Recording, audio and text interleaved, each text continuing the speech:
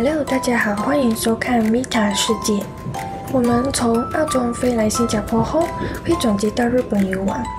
因为转机而难得来到新加坡，再加上我们需要在机场等待大约9小时，所以我们决定利用这些时间来个新加坡半日游。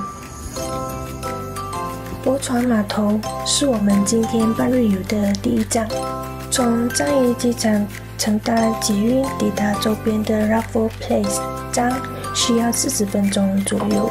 泊船码头据说是拥有近200年历史的地方，以前有一位名叫莱佛士瑞士 Sir Stamford Raffles 看到了新加坡作为自由港的潜力，因此在早期被发展成了运载货物的码头。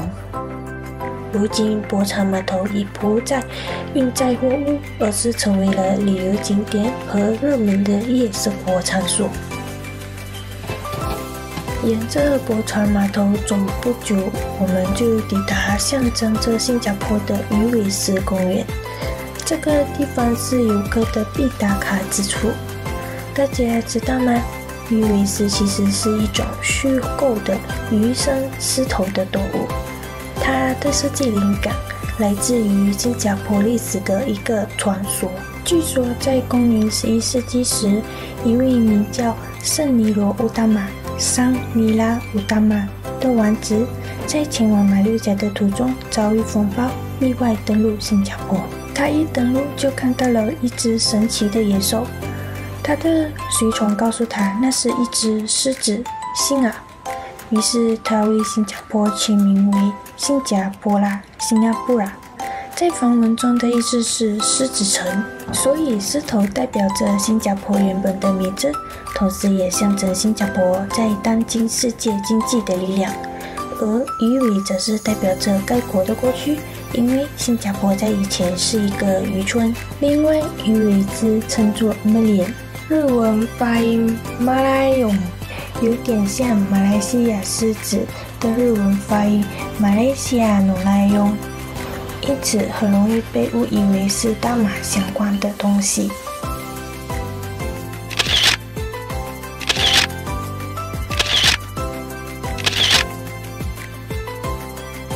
米塔世界来到了新加坡，就必须体验具有浓厚新加坡文化的小贩中心 Hawker Centre。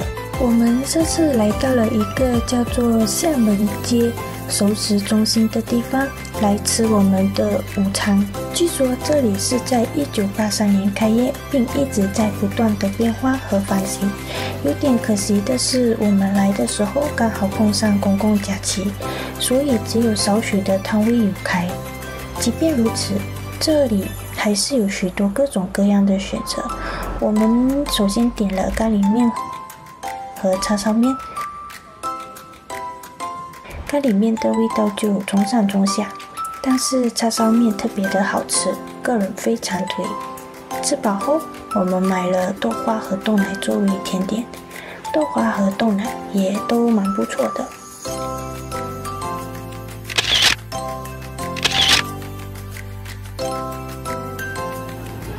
吃饱后，我们再走路前往唐人街时，经过一间叫做佛牙寺文华院，是由该寺的住持法师以佛教文化中象征宇宙的符号和一些唐代的元素为灵感而设计的寺庙。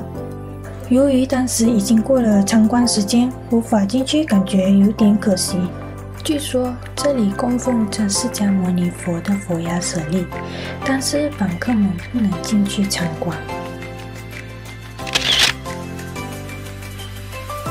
现在我们来到了位于牛车水区域的唐人街逛逛。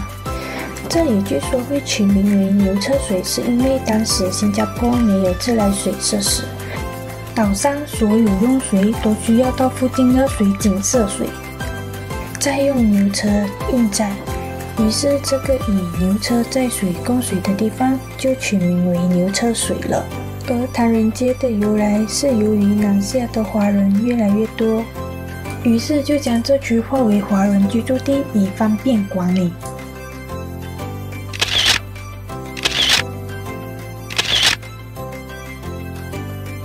妮塔世界。晚上9点多，我们回到了樟宜机场。抵达时，我们就直奔到4楼中的宝可梦中心。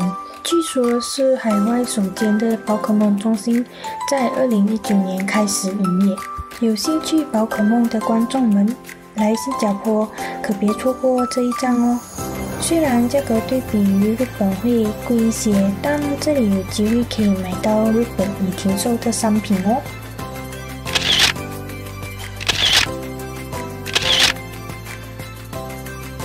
过后，我们来到了据说是全球最大最高的室内瀑布雨漩涡。这个瀑布的高度到达40米，约14层楼高。它呈涡旋状设计，其水源来自于雨水，雨水被收集后通过水泵循环回到屋顶，然后再次流下，形成瀑布，既环保又充满科技感。在设计中也考虑到了声音和湿度的问题，底部的丙烯酸漏斗被设计用来减少瀑布的声音，以确保在观赏时不会产生过多噪音。水流在瀑布和涓流之间交替，减少端流，也有助于控制机场内的湿度。而瀑布在晚上还会变成一个360度的灯光和声效表演舞台，添加了视觉和听觉的享受。